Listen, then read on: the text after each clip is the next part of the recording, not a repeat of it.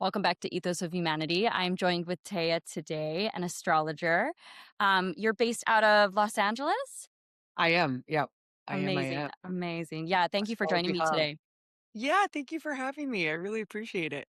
Yeah, I would love to start out with a background of what got you into astrology and kind of like, guess what led you to that modality in itself. Yeah, that's a great question. So it's interesting. I was brought up in a very, I don't want to say woo wooey household, but my grandma went to tarot. She did tarot for 30 years every single week. She was interested in astrology. So it was always kind of integrated within my life, but I never really dove super deep into it until I actually went backpacking. I quit my corporate job. I booked a one-way ticket and went backpacking all around the world. And there was just something that the more I learned about astrology, especially as someone that's like ADHD, it just like it was like math to me. It just made the world make sense and humans make sense to me. And the more that I started to dive deep, the more it just spiraled out of control. Not out of control, but essentially I just became obsessed. It just Hmm. I could read someone's birth chart once and I'd have it memorized. And still to this day, I can like meet a strangers because I think there's this correlation of understanding the world that I think is really beautiful and understanding yourself, but also like the people around you and why things happen the way they do. And so that's what's led to now being like almost 10 years of me like diving deep I into love it. astrology. Yeah, yeah. It's a similar story with myself as well.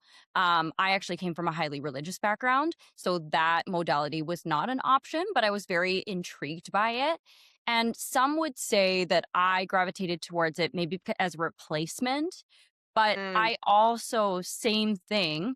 It's a language and like the encoding behind it. I think that, if we're scientifically, it's been said that we're here to like procreate. Aside from that, like, why are we here? And I believe that through the lens of astrology, we have the ability to have more empathy towards people. I agree. And I guess you can understand maybe the energy, the motives behind someone instead of just looking at it as black and white, like something's Totally. good or bad. I think Yep. we all have something to learn from each other. I completely agree with you. Absolutely. I think it's also a really great way to um understand on a deeper level, like you said, why people react the way they do. Obviously, there is a level of environmental conditioning that happens from your upbringing and things of that nature. But inherently, let's say the way someone has a Cancer moon compared to an Aries moon like me, we are going to feel the world differently through our own lens. Mhm. And the way that we react initially and what we need to feel safe is going to be vastly different. And once you understand that, especially in relationships, understanding what you need and what other people need, it really does give you that empathy, like you said, to see things that are not so black and white. Like we're humans, and I think Mm. that's a really beautiful aspect. And it's interesting because I actually grew up pretty religious as well. I went to like a private Baptist high school, and I think that entire upbringing made me question everything, and I really didn't agree with institutionalized religion. So I would say same thing with you. I think I've almost found it kind of as Mhm. another replacement, but also it just to me made so much sense because there's no judgment that comes from what Mhm. I view, most institutionalized religions push on people. And astrology really gives you the lens to see things in a way that's, I don't know, much more, it's just fun. Like really at the end of the day, it's fun. It's fun to understand Yeah. these things. It's fun to dive deep. And I always tell people that are not, skeptical of astrology. I'm like, does the moon affect the tide?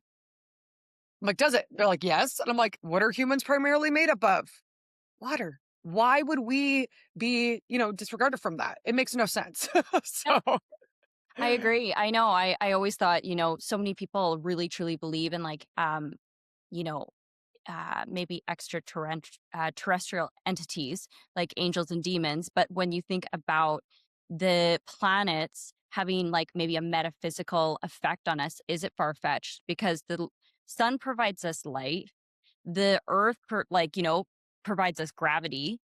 yeah. There's so many things that we haven't tapped into yet that I truly don't think it's far fetched. And I think that's what's cool is similar to you. your expression of it is ever expanding. It's not limited to. Yeah. I agree with you, and I also think, and this could be a little woo wooey, but I just have you ever had that experience where nowadays, since we're so inundated with technology, our phones, it's just constant noise 24/7. And I've had these experiences where I'm out in nature, I'm completely offline, and magical sort of things happen. It's like you get clarity, you get signs from the universe, nature speaks to you in a way. And I'm like, I imagine that when people didn't have these sort of distractions, the stars and astrology and these observations made even more sense. Like they were even more tapped into something that I think we are now cut off from because of all the distractions. And so I think, you look at some of these cultures around the world, the Mayans, they have used astrology to predict things that came long after they ever existed. I'm like, that that's saying something, right? A lot of astrology, if you look at it, predates even religion. Like people were mapping the stars and tracking these things long before, and it's data collection. When we go now and take data of like, oh, middle-aged women from this age to this age do X, Y, and Z, that's what astrology is over thousands of years of observation and collecting data, understanding, hey, these specific traits happen under these transits and orbits and things like that. And I'm like, it makes sense, you know? Absolutely. Absolutely. I know. I always think about living in an urban jungle and the fact that we have like light radiation, so we don't actually get to see the stars. And when you think about, these societies that existed predated, they had a lot of time to look up at the sky. True. And I, Oh, you got yeah, it's like, how do you define intelligence? Like, I feel like when you only are exposed to that, I'd imagine you could probably collect a lot of data from that.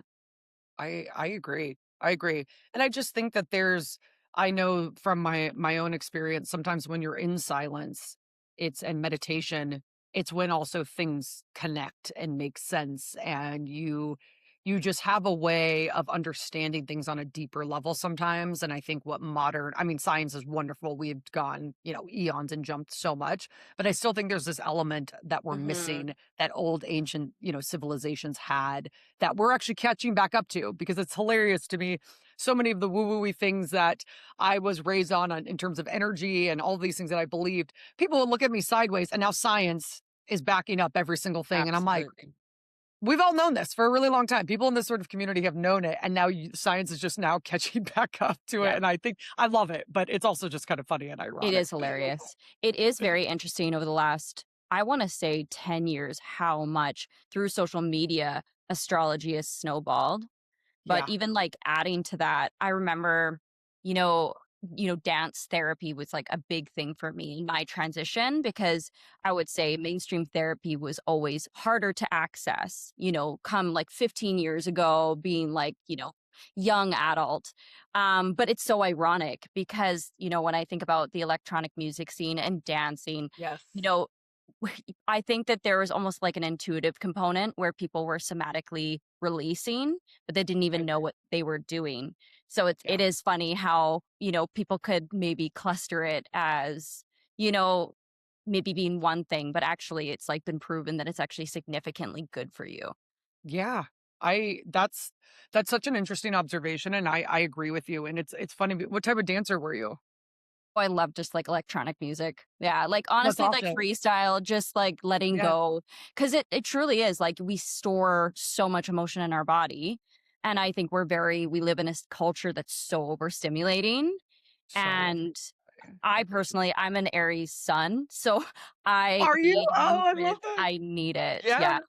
I Yeah. love that. So I was a professional hip hop dancer. So I would like dance for a long time. And then now I also love electronic music and dancing, and any Aries placement. I'm an Aquarius with an Aries moon, but I'm like, we have to have movement. It's actually an integral Yeah. part of who we are. If we do not have it, there's Totally. a very negative, not a negative, the shadow side of that sign will 100%, come out, because like we Yeah. store so much and we have to expel it. I would say Absolutely. more so than some other signs, but that's so interesting. But, they've now proven with, I actually saw a recent study that I forget exactly, don't quote me on this. It came from Harvard or something, but they found the only thing that is reversing and preventing dementia and Alzheimer's is dancing. And like that to me makes so much sense because we are meant to move our bodies. We are meant to express things in a way. And I feel like it's the same thing with astrology. We're meant to understand ourselves and other people on a deeper aspect. Like it's not, the quote written in the stars. It is, but it's more of like a blueprint of how to navigate your Mhm. life and give you the guidance to Yep, understand, hey, you know what? At these transits at this time in my life, like a Saturn return, it's gonna be rough. You might be throwing some wrenches here and there, but it's all for you to learn and adapt and grow and become stronger, and it's going to be okay. And so understanding these things, I think also gives you the lens of seeing the world in a much more beautiful light. Like that's like creates a positivity for me of, hey, you know what? This is happening. Makes sense why this is going on. It's not going to last forever. We're going I to be agree. okay. Yeah, and I love how you say that too, just even understanding, like, the chart. It's how you channel that energy, and that's what your authenticity is. Because I don't know if I don't know, my algorithm's been popping up like crazy. They would say that love and joy and happiness, we've known that to be the highest frequency, but actually a lot of science is backing that authenticity is. So when I correlate that to Mm, astrology, it's like you can only try to swim upriver so far. You have true. to work with what you're given. I that I think is so yeah. I could not agree with that more. That's interesting. I have not seen that. The authenticity being I love that because I think that's so interesting that you bring that up because I think for a good majority of my life, especially when I was younger, being an Aquarius, being undiagnosed, not knowing, I always felt very alone in a room, even with my friends. I felt like I had to hide and mask who I was and some of the things I liked. And the second that I stepped into my own authentic self, like pre backpacking me and post backpacking me, like my friends that have known me for a long time, they're two completely different people because I really just owned who I was, loved who I was unconditionally, and my entire life changed. Everything just started to become rapidly just aligned with what I wanted to do, what I wanted to see, the type of people I brought into my life. And so that's a really interesting thing. But um, I feel like astrology helped me do that, to be honest. Like it really helped me understand the aspects of me that just didn't make sense as a Capricorn rising, where it's like, why was my life so hard for a really long time as a young individual? Why was I the adult, of my family for so long and all of these things? And then once it made sense, I was like, yep. I got a Capricorn Mhm. stellium and a Capricorn stellium in the first house, which is all about the self and channeling and mastering the self. And once you do that, your life is going to, really prosper and be amazing. So that's it's so interesting hearing that the authenticity is like the highest Yeah. frequency. I really love that Yeah. actually. And it's so funny how we all kind of reach that point of maybe, I don't know, like starting fresh and realizing, okay, I want to take a different approach to life. And it was a similar thing to me. I was like, why am I so impulsive? Also, to add to that, I'm an Aquarius moon. So I understand Flip flops. I love the that. That's great. independence, Yeah. the radical self expression. Yes. Yeah, I love that. Oh my gosh, what's your rising? Cancer. What? We are literally mirrors of each other. Very similar. Yeah. That's so interesting. Aquarius, Aries moon, and your Aries moon, Aquarius moon, and then Cancer and Capricorn are sister signs. So Yeah. we're Or literally like, are they, sister risings. It's so yeah. interesting. This is the thing that I find very interesting that I'm kind of wrapping my head around. So, like, being a Cancer rising, I'm like almost trying to channel more Capricorn responsibility traits. And I'm wondering about the polarity of both and working with like the opposite sign within your chart and understanding how that can like make you more well rounded. I don't know if Totally. you've encountered that. Absolutely. So it's so funny. My one of my best friends, she is a Aquarius, just like me, but she's a January Aquarius, February. She's a Libra moon, so we're sister signs, and then she's a Cancer rising, Capricorn rising. So we're complete mirrors of each other, and we always joke. She is the much softer kind of, she doesn't want to ruffle feathers, and then I'm the more aggressive, kind of confrontational, and we complement each other really well because I will often be like, hey, stand up for yourself. You need to do this. And she will also soften me of being like, hey, we don't need to, and I'm like, okay.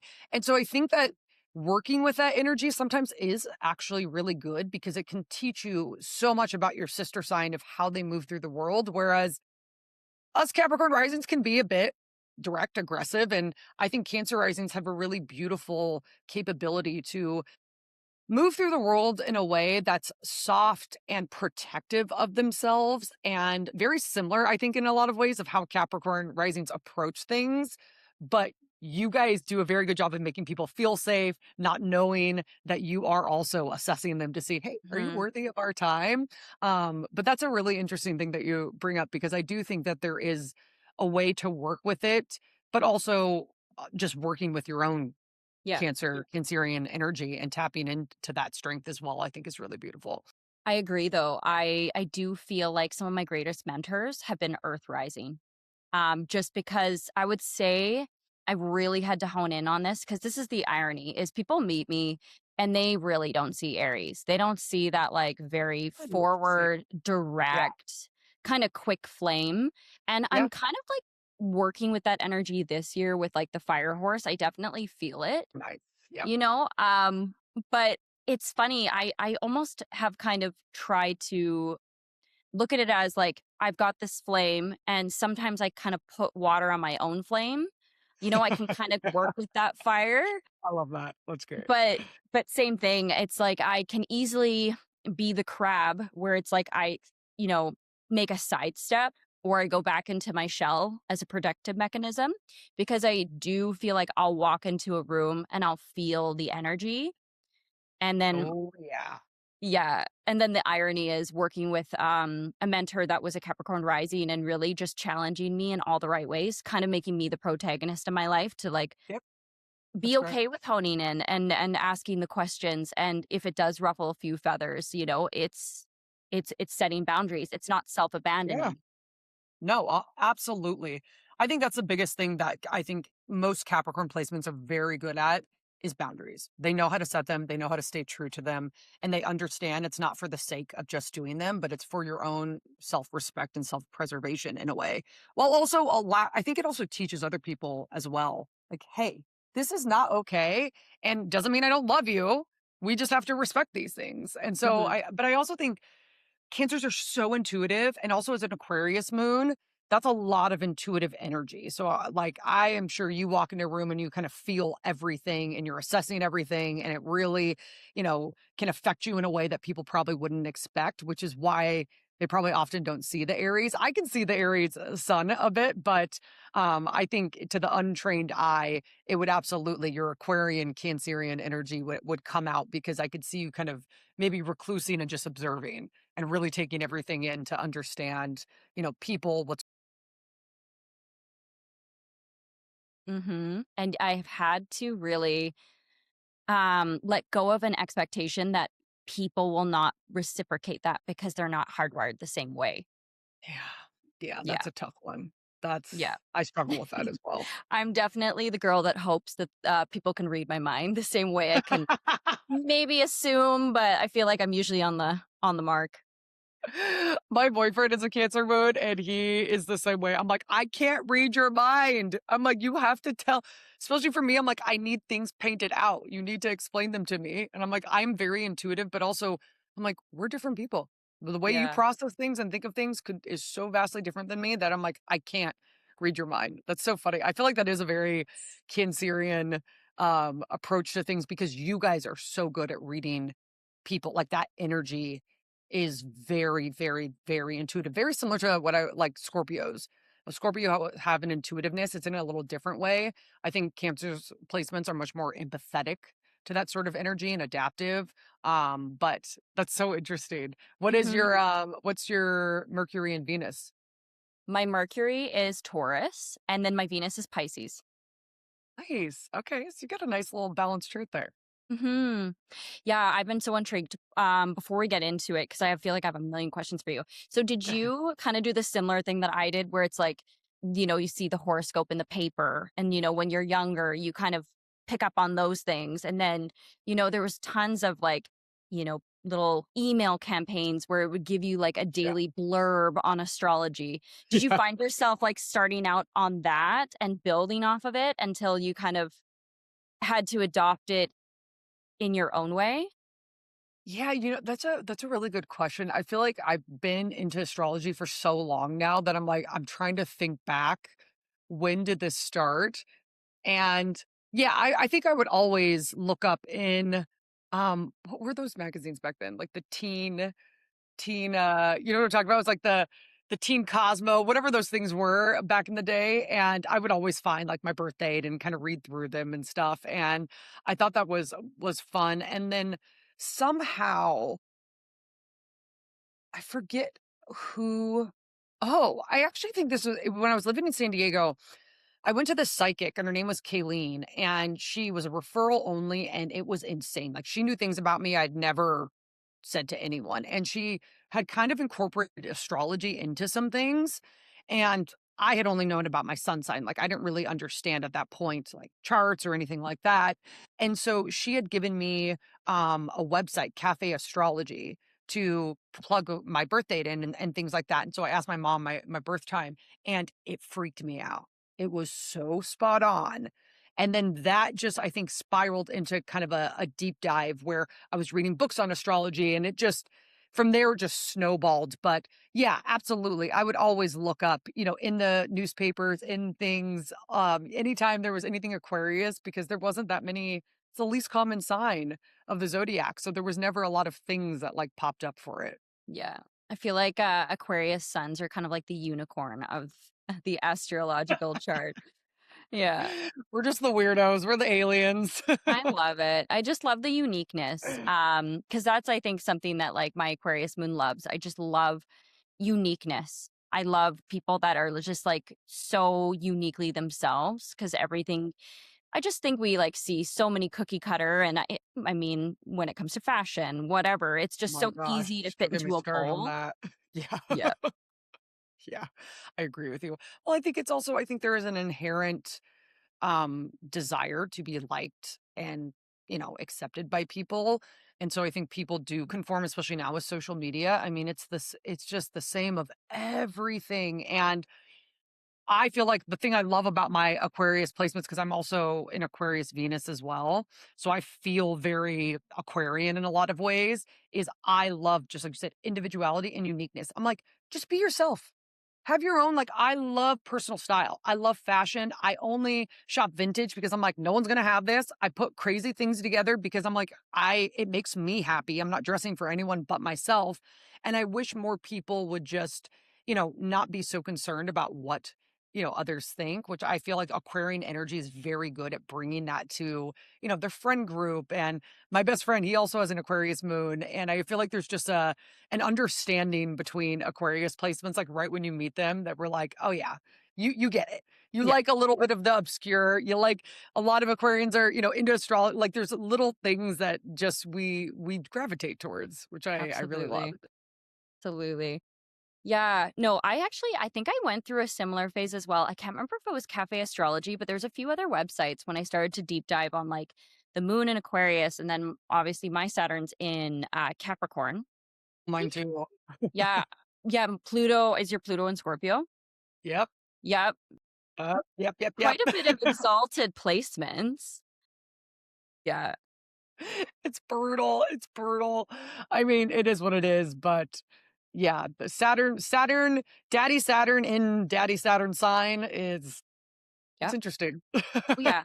Oh, yeah. And that's like the big question that I wanted to ask. It's so interesting. So, your partner is a moon in Cancer. So, the moon's exalted in his sign. So, he's really riding the waves of the moon and the phases and everything. So, he feels Yep. things intensely.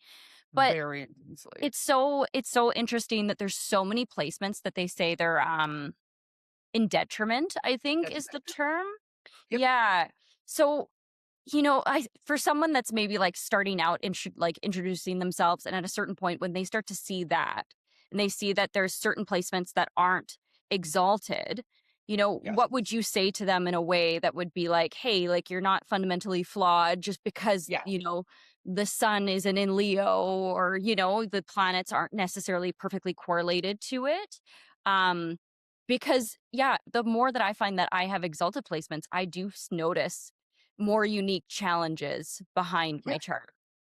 Absolutely. So One thing I always say, like, for example, Aquarius is in detriment as a sun sign. It's the most difficult sun sign to have because it is opposite Leo, which is ruled by the sun.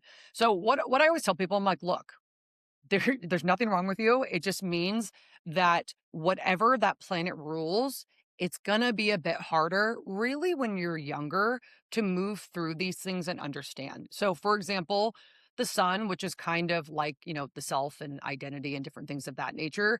For Aquarians, most Aquarian kids do not come into their own until much later in life. It takes them a long time to accept themselves, to really accept their identity and, blossom into who they are supposed to be.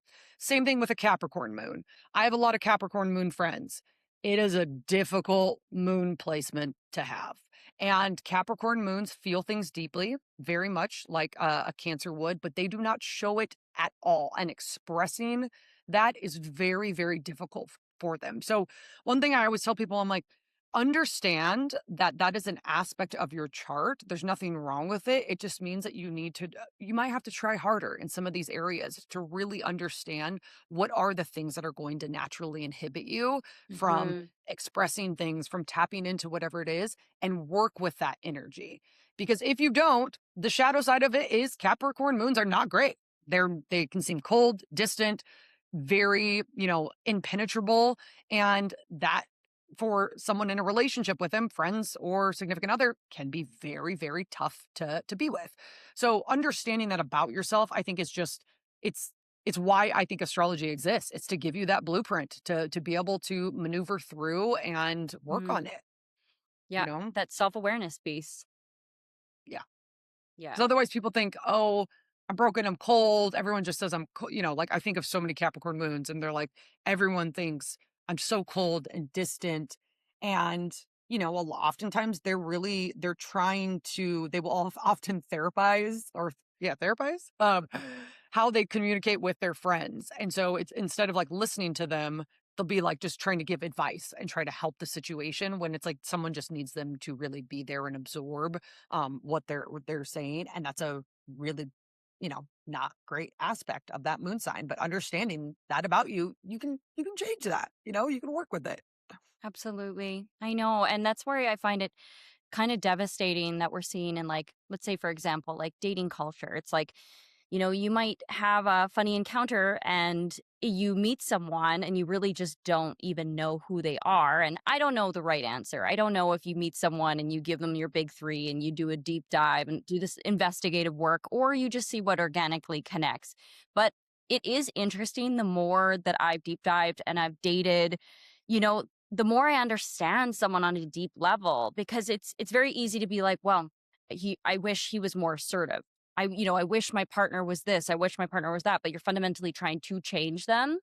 And Yeah, I guess my own um kind of thing that I've been sharing with my circle is I'm like, you can't build a bear, you know? it's true. That's very true. Yeah. That's yeah, that's interesting. And I think, I've thought often about it would be really amazing, especially in a place like Los Angeles, if there was some sort of dating astrology app compatibility where it's like you would get matched based upon very specific things. Like people had to plug in their birth charts and then you would get sent matches according to a very specific set of data. And but then it makes you wonder. I'm like, would there be I see all the time. I think one of the most common coupling pairs I see are signs next to each other. So many people. A Pisces and an Aries and a Taurus. I mean, the list goes on and on. It's probably the most common coupling placement aside from then Wow. air and fire signs, water and earth signs, like what you would expect from like matching placements. But I would say that's probably the most. And I think it's often because there is some ambiguity, but depending on where you fall, that you might share some traits, but also the Venus placement, how you express love, what you're attracted to could be the same or compatible. So there are other aspects to a chart that I think extend beyond, um, just kind of the big three and things that you might be drawn to someone who, if you were looking at that specific stuff, might not be a match for you at the end of the day, you know? So it's yeah, I've thought about that same thing, honestly. And it's an interesting, but then there are certain aspects of someone's chart, like for a guy where I always tell my friends, this is so horrible. But I'm like, stay clear of the Pisces man. I'm like, Yeah. stay clear. I'm like, number one serial killers in the world. I'm like, stay clear of them. And there are some That's obviously amazing hilarious. Pisces Yeah. men, but like a lot of the ones I've met, I'm like, they're a little crazy. So And it all comes down to evolving. I think that's the other thing too that I find very interesting is like that's something that I've tried to like not have a bias and remain neutral because it's yeah, of it's course, hard. but we always will, right? Yeah, And I yeah, really yeah. think it becomes like when someone has done the work because Yes. Geminis get their stereotypes, so do Scorpios, but it really comes down to whether they've evolved, because it's very easy to lean on some shadow aspects. And that's the thing that we learn Oh, from each yeah. other. There's great Yep. aspects, and then there's like a shadow side. Absolutely. And like one of the biggest things I give, I think or Scorpios do get a bad rap. I have so many Scorpios in my life. I love them. Would I date one? Nah, probably not. But like they're some of my best friends, my brother. I think that the issue that I think a lot of them have, which speaks to doing the work, is they're the sign of death and rebirth. They have to continually die and rebirth over and over and over again, shed those identities, let go of something that hurt them. But unfortunately, because that sign is a fixed sign, they hold grudges oftentimes. They really absorb things and they allow that to fester. And Hmm. like the expression I always use, I'm like, water is meant to flow. When it becomes stagnant, it's filled with bacteria and icky things and it dies. And I'm like, that's I think the biggest thing that all Scorpio placements need to understand about themselves. I'm like, you have to shed that skin over and over and over again. It's a lifetime of it, unfortunately. But it's a beautiful thing if you tap into it because you're going to become the best Absolutely. version of yourself possible. Absolutely. Yeah. Also, too, I find it very interesting, like how you had mentioned male Pisces men, particularly heterosexual, like because it's a very feminine sign, right? Yeah. I think that's where Yep. it's like there's a lot of growth that can come from that. And there's so much opportunity.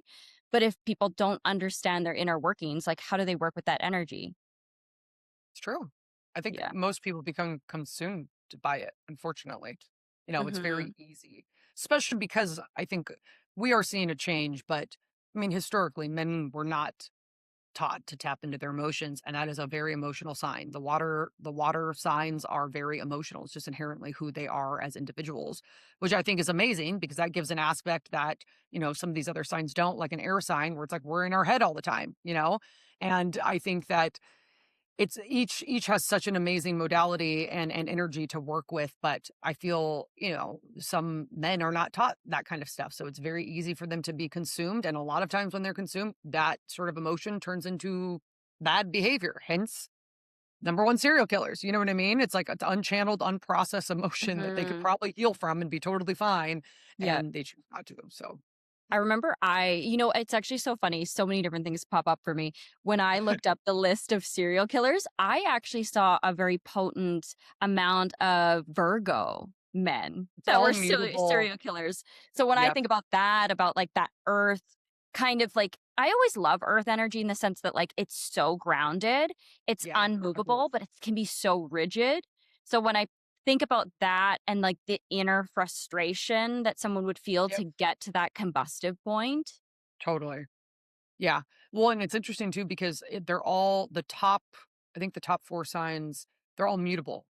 It's like Gemini's, Pisces, Virgo, Sagittarius's, which is interesting when you think of that mutable energy because, you know, cardinal energy is all about action. It's about taking things, being in charge. Fixed energy is about staying put. It's understanding. It's, protective. And then mutable energy is just like, where are we going? Let's go with the flow. And I just find it really fascinating that so many of those signs are that because I think there's probably an air of indecisiveness or just emotions that overcome them. And because they're moving so quickly, they don't know how to stop and like process and channel that properly and be Mhm. like, hey, maybe I need to not do this. And it just like overtakes them. It's really, really fascinating. Yeah. I swear I read something a little while ago. It was talking about mutable signs, and kind of like the secret to them is being just very adaptable. Yep. Yep. Yep. They need that. And they need, I think, people that are also going to provide that sort of structure for them, like keeping them kind of in line, like a good partner, but also being spontaneous. Like mutable signs love spontaneity. So it's like if you're like, hey, we're gonna go on a vacation on this, they're like, yeah, let's go. I love this, you know? And Yeah. I think that's, something some other signs would not be so keen to be about. Like fixed energy sometimes is not that. So it's Yeah. it's it's always it's so interesting to know. It There's just is. so many aspects of astrology. It's crazy. For sure, and going back to the serial killer thing, I loved how even you did a post recently about, like, how people cast specific roles and there's specific signs that match each other, and it's interesting how it, like, obviously translates to the acting, but it Yes. it comes out, right?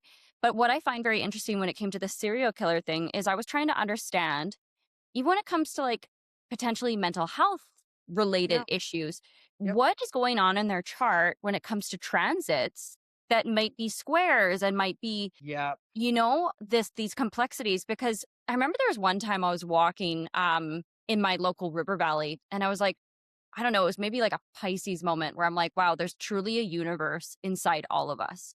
We Yeah. think that like we just live in this 3D reality. There's a whole reality within ourselves. Like my view of reality is completely different than yours, and it's Yep. amazing. Yep. So, what happens in the mind of a serial killer, aside from obviously like maybe something neurological, but something astrologically that's happening that's creating friction? Yeah.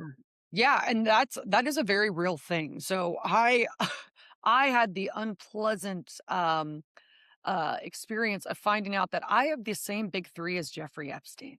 Oh, That was great. Yep. And also from Billy Joel Armstrong from Green Day, who's like a total activist. And what's interesting is there were some aspects when I was looking at like Jeffrey Epstein's of some very harsh things that just gave him like a total ego. But I also believe, if you look at most serial killers, almost every single one of them has had mommy issues.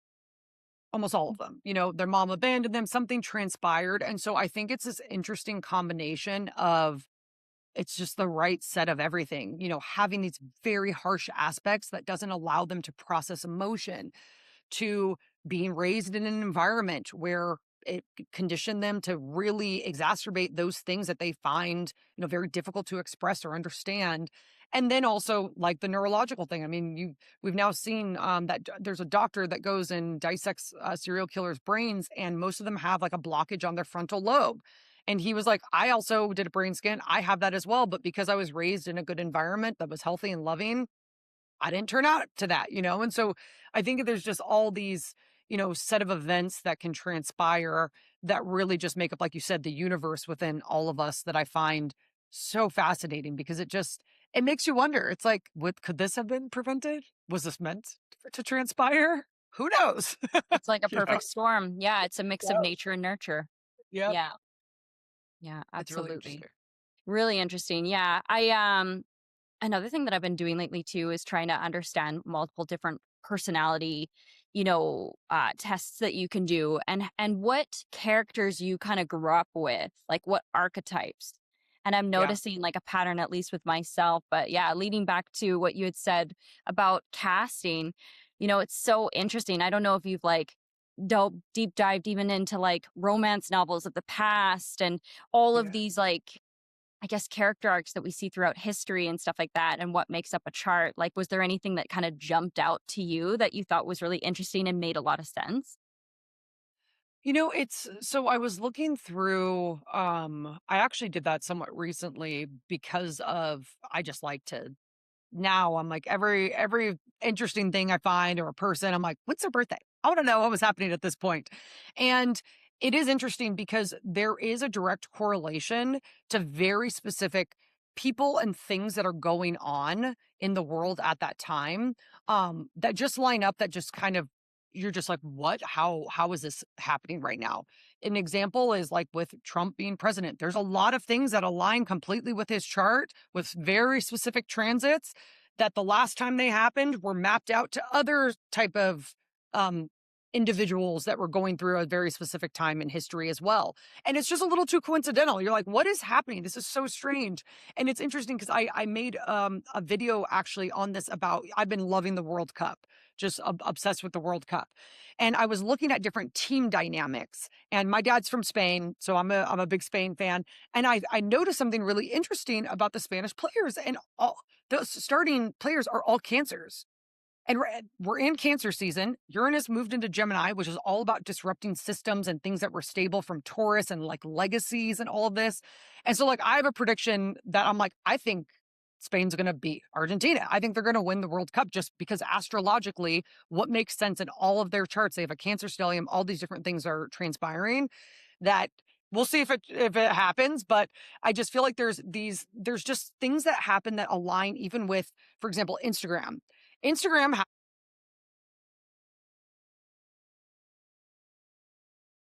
Instagram in a way is dying. The aspect of what was happening during its transit for in Libra, there was a very specific transit going on where it was all about aesthetics and beauty. And that is what we've seen for a really long time. That is now shifted out of Instagram. If you notice, Instagram has taken on a different sort of format. It's not the same of what it was with just pictures and things like that. A Mhm. lot of people moved to TikTok and other different platforms.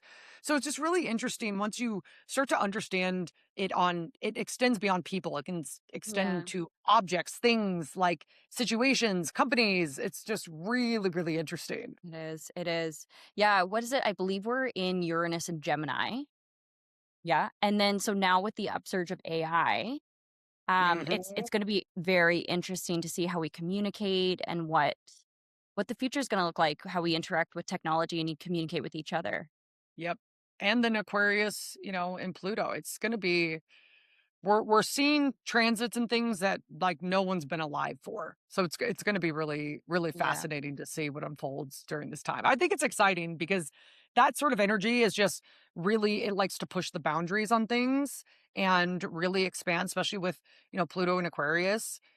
It's all about humanity. It's bettering. I mean, the last time, we saw this was the American Revolution and a million other things that were transpiring, the founding of the United States, like so many different things. So I think that, there's going to be a little bit of discomfort. And then I think we're going to be better off on the other side once the dust I think settles. so. Yeah, I gotta ask you. So, for anyone that's been kind of tuning in and then, maybe follows some astrology, there's been a lot of conversations in the astrology, community about Andre Barbault's prediction of the barbell basket that's supposed to be Yes. happening, like literally, I think, in like a few days here. Yes. But what I find so crazy about it, because I only found about it recently, I love how, once again, this upsurge of astrology is like all Yeah. these people are talking about it and kind of almost bouncing off. Like I take what resonates and I leave the rest. That's what Absolutely. I did with all of my, daily astrology little tidbits and Yeah. stuff. Anything that I can do to like kind of better myself and maybe not Totally. try to worry, but I thought it was so interesting about the one formation of the basket, these, outer planets that created this basket shape. And it Yeah. happened like right around COVID. And then prior to that, what was it? The 2008 Yeah. crash The crash. Yeah. I think that and was the then last the one for that. Yeah. fall of the Soviet Union. Well, I didn't know he also did that as well. Oh my Yeah. gosh. Yeah. So it's interesting. I guess like Dun, my dun, dun, thought dun. process. Yeah, like I'm excited because my I'm Aries side excited just too. I'm ready for change. I'm ready, like the Aquarius side too. I'm ready to see a collective shift for the people. But sometimes I'm wondering, I'm like, well, is it going to be like a birthing? Is it going to be a little uncomfortable in the beginning or, but it is all very exciting things. Yeah. I think it will. I think I don't wanna say always, but I feel like often there has to be. Do you know what I mean? Like, in order for true change to transpire, there has to be a point where we are uncomfortable and we're essentially throwing everything out in the open for people to really understand and say, I don't like this, and it's going to be uncomfortable. And then we move through. I think that's been happening with, I feel like I was talking to my boyfriend about this when, all the Epstein files and stuff were coming out. And I had this sort of weird epiphany where I'm like, if Trump hadn't become president, would all of this had even come to light? Mhm. Would it have stayed in the dark? And so I'm like, I almost feel like sometimes these things that aren't necessarily good of what I would view as good for us as Americans. That's my own stance on stuff. But like, I'm like, it almost, this had to transpire in order to bring out in the open all of the horrible things that we kind of have heard throughout the years, but no one had visibility into. Now that you have Mhm. visibility, it's like you can't accept that anymore. And there has to now be change. You have to pick a side in a sense. Like you either, the rose colored glasses are off, you're making a decision now. And I think before you could kind of get away with not having any sort of stance on that because it wasn't out in the open. And so I think that's kind of maybe what this energy is going to be is a lot of exposing things. And now we have to make a decision as a collective of how are we going to be better? How are we going to move through this and not allow these things to transpire anymore? I agree. And it works the same within Canada too. Like there's just a lot of things that are outdated that need shift and change. I too had gone down a whole rabbit hole. I was actually in Tulum in February when I literally had deep dived through all of the Epstein files. And I just feel like the veil lifted and I can't really unsee what I've seen. And I Um, truly, truly, I am a optimist. I do believe in yeah, people. And I guess I I agree. love having this conversation now. I guess I'm still trying to talk to my community because some people they don't really want to unveil everything. Like everything that we've known throughout history, it's like I think Yeah, people are kind of still comfortable, but I guess I'm trying to empower my Aries side once again of like, I want to yeah, empower people and I want to communicate in a way that we can be just not blind to I what is agree. currently happening. Yeah, I agree because I think that blindness allows it allows people it just allows scapegoats. Do you know what I mean? Like, it allows people to be comfortable and it allows no growth. I mean, there has to be you have to be uncomfortable to grow. And I don't care what anyone says. I'm like, think about all of the times in your life where you've had the most growth. It's because something really rattled your existence, whether it was a breakup, a job, a loss of a parent, like whatever it is, those are the things that really shape you because you have to go through turmoil and you come out better on the other side. And I Mhm. think that that is something that people fail to remember because they're like, "Oh, I healed and I did all this amazing growth." But you're like, "What did that result from?" You don't grow when everything's going all peachy keen for your life and everything's wonderful. It's just Exactly. not the way the world works, unfortunately. Like you have to have the duality. Like both energies have to exist. It's just a part of the world and how humans are also made up. Like you can't have dark without light. And so I Absolutely. think that I agree with you. I'm also an optimist. And as much as I sometimes do not like people on the individual level and they irritate me, the collective humanity I truly believe in. And I truly believe that like it's going to get better, even though it does not seem like that at the moment. But I feel like Yeah. the World Cup shed a light on that. Like everyone came together and I was like, this is without politics. Everyone loves each other. It was Yeah. just so wonderful. All the footage, everyone. I know. I know. It's so true though. Like you can't go through life unscathed. And so many of the challenging components that like life throws at you, it's all character development. Sure. Yeah. Yep. I Yep. want to I ask you agree. as well. One thing that I love, at least I feel like it's my Aquarius side, I really love how social media has blown up and we have a collective voice. Yeah. And there's so much conversation around, because I mean, there's such a contrast between mainstream media and then the social collective Oh, yeah. voice that Yeah. I think the token turn conspiracy theorists kind of going out very freely, and don't get me wrong, there's Good. definitely some rabbit holes that, like, kinda lead to dead ends, Yeah. but Yeah. I also kind of love it. I once again Same. like, my personality type loves authenticity. I love people having their own opinions and challenging your own and creating that critical thinking. Totally. Yeah. Yep. What are your Yep. thoughts? I agree with you. I think that, I love the collective voice. I do think, you know, I struggle with social media in two different ways because I feel like there's two truths that exist at once. There are people, I think like you and I, where we have curated algorithms and things like that to be very positive, interesting information, fun things. Like I don't go on any of my platforms and there's nothing that I am seeing that's making me feel, bad about myself or, negative things. Like I laugh, I cry because there's some amazing kindness is happening. I'm learning something. But there's a dark side of social media that is, I don't think, very great for young adults. I think about a generation where millennials, we didn't grow up with that. And people had to bully you in person.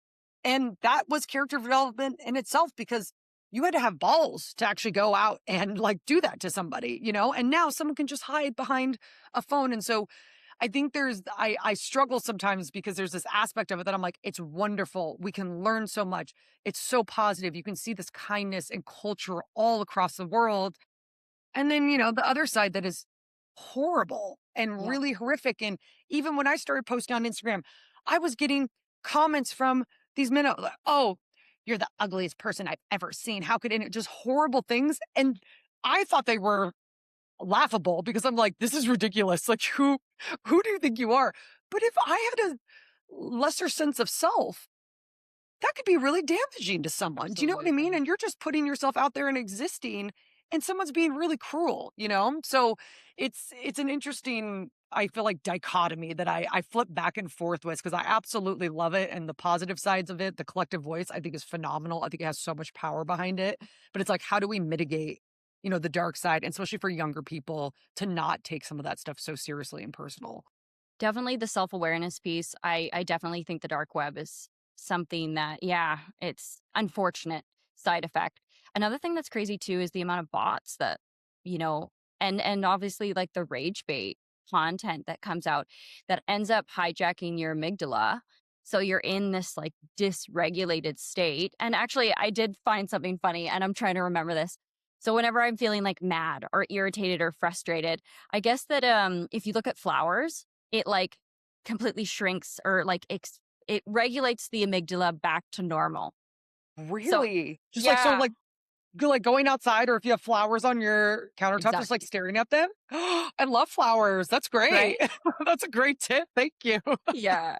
I didn't know that. Yeah, because that's the thing that I'm trying to wrap my head around. Like, I've done quite a bit of volunteer work and, like, I've done, like, more humanitarian-based projects, and I came back and I was trying to understand, like, why how are our brains the way that they are just based on our interaction with Yeah. technology? And we Yeah. all are becoming somewhat emotionally colorblind just because of the overstimulation.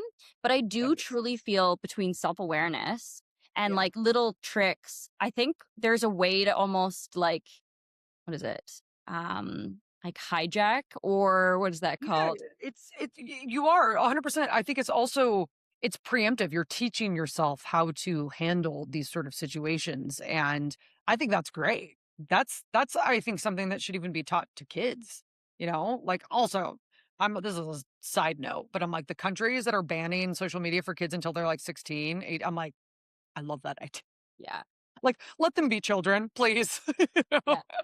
But then, like, Yeah. once they do get social media, teaching them those sort of things of like how to regulate your emotions, how to regulate the intake of content, like all of that, I think is so Definitely. important. Definitely. The only thing that I wish the younger generation had that we had is what I'm hearing, particularly in Canada and in Alberta, Okay. in the state province I'm from, is Mhm. once kids go into kindergarten, they're immediately introduced to a keyboard, Oh, right? really? Wow. That's crazy. Yeah. So I'm talking to parents right now, and they're What? actually having to teach them proper grammar because they're not physically writing it slash autocorrect. It's Yeah. Oh wild. my, that's wild. Well, I saw a recent study that, which is so sad, that Gen Z, it's the first generation that is less intelligent than the generation before. And a big side of it was like the reading comprehension is basically non-existent. They can't write. They're a lot of them are literate. And I'm like, how is this possible? Like, what are we doing in schools? And it's interesting that you bring up the like kind of iPad keyboard situation because in some schools, I believe here in Los Angeles, they've now banned those, like Crazy. iPads. It's gonna be physical writing and Love it. stuff because kids are getting too, like, locked in, and I'm like, "That's interesting." I'm like, "I hope." I'm like, "It's funny It's so funny. I had this observation the other day where, and it's kind of just like astrology, how things cycle. You're always going to have, your Saturn return, and then your midlife crisis is essentially your second Saturn return. And you look at these cycles throughout time, and everything just repeats. You know what I mean? Like fashion, human behavior, and it's like you kind of upgrade, but it's even this, like we went so far into technology and now we're seeing a regression back to things that worked before. And it's just fascinating to see in real time how things just keep cycling over and over and I over love and that. over again. I love how you said cycle because I always looked at it as like a pendulum, like as if we're going to revert back, but we won't go backwards. Like I think it will be, like you said, it's not cyclical. Another thing that I kind of find so interesting that I've been talking to as well is a lot of like Western theology doesn't believe that time is linear. Yeah. So it's that same kind of thing where I'm like, is it a cycle? Is it a spiral? Like, what does that even look like? Because yeah, it's interesting how we are evolving, but is it like a straight line? It doesn't even, I don't know. I know. I feel like it's what the theory is all time. It's all existing at once, and then you're just kind of shifting in between all of them, like all possibilities, all timelines. Nothing is linear, so it does make you wonder, like our perception and view of it. But really, are we just experiencing everything at once, and then slowly little upgrades and manipulations of different timelines are transpiring, where some things are being repeated, but then we're also growing in another direction. It's just like I know, I know. I just feel like that's such a big theme in so many circles that I have. And so, I don't know, obviously, like astrology is the base of it all. But now there's all of these like layers that kind of come into it that make you kind of question our existence. It's amazing. I know, it is amazing. And that is a Yeah. rabbit hole you can go down forever. Absolutely. Yeah. So, do you provide like workshops in person? Do a lot of virtual work? Like, I would love to share with the audience kind of like your services and how maybe if you could lead maybe a guest in the direction, or sorry, a listener in the direction of learning a little bit more about their chart, kind of where to start. Yeah. So I actually am going to be, I haven't been doing it because I have been working a full time job and now I'm kind of transitioning, but I will be opening up monthly readings. So I'm going to have two different options for like full in depth birth charts, which would be about an hour. And then something that's a little more, um, sorry, my cat feeders are going off right That's now. okay. um, so we'll let that transpire for a second. Can you hear it? It's okay. You can't hear it. Okay, okay. It's It perfect. goes 3 times for some reason. It's so obnoxious. Okay, stop. That's awesome. So doing that style of reading, and then for a lesser amount where I can do a pre-recorded. So essentially breaking down their birth chart and things of that nature. I'm going to do really the natal chart. I think it's important, especially to help people understand kind of a deep dive. And I used to also be a mindset coach. So I will potentially even bring in ways to utilize that energy, how to work with it, things of that nature. So it should be launched by next month in August. Amazing, amazing. Yeah. Yeah, I would love to include that, just in our interview. But Okay. yeah, no, that's wonderful. Do you what do you feel like is gonna kind of transition with the planets and all of these major outer planet shifts that have happened this year? How do you feel like the rest of the year is gonna kind of mull over? Some people think that it's gonna be more intense, but I would love to get your take. You know, I think what is lined up potentially is going to be more intense energy, but I also feel like that's sometimes the wrong word to use. I think when people say like intense, it scares people, right? People are like, "Oh my gosh, like what's going to happen? Is are we in trouble?" And I think that depending on what your chart is, like collectively, I think there's going to be some big shifts that we see from a collective standpoint that might ruffle some feathers, but I think it's all for the greater good. It's going to, I think, really catapult us into a new direction. I think for a lot of placements, it's going to affect people on a very different individual level. So understanding where certain aspects are in their chart, where Gemini is in their chart with Uranus moving into Gemini, we Jupiter just went into Leo, which is a very abundant time, like for love and expression and expansion. Like this is amazing, especially if you have Jupiter and Leo. But like working with this energy, there's a lot of really positive things I think that are transpiring. But it's really understanding your chart. And there's very easy ways to do this. Like looking up cafe astrology, you can look up transit charts and understand, even if you don't really understand astrology, like, hey, if let's say I have Uranus in Gemini, which is in Uranus in Gemini right now, like research that to get an idea of what that means for you and how to use that energy. There's so much information now online that you can find stuff on TikTok, you can find stuff on Google, you can, ask someone now, different astrologers for not a whole lot of money to really gain better insight. Mhm. Wonderful. Well, thank you so much for joining me today. Thank you for having me. This has been great. Yeah, I hope we can follow up at a later point. I feel like we could probably talk Yeah. for hours. Yeah, literally we could. Amazing. I know, I'm like, it's too bad you're so far away. Yeah, absolutely. Do you have a website that listeners can direct to as well? I do. So my website is just my name. So it's Taya J King at .com. So just Awesome. tayajking.com. And then that's where I'm going to be uploading. I'll have the full calendar. I'll have some free materials people can download in terms of, birth chart analysis. If they want to book a reading, either one, they'll have the capability to do so. And I'll just open up a few spots each month in the beginning. We'll see how it goes. And then from there, if Love there's it. more demand, I'll open up more. Love it. Wonderful. Yeah. Well, thank you so much. Yeah. Thank you so much. It's been so nice chatting with you.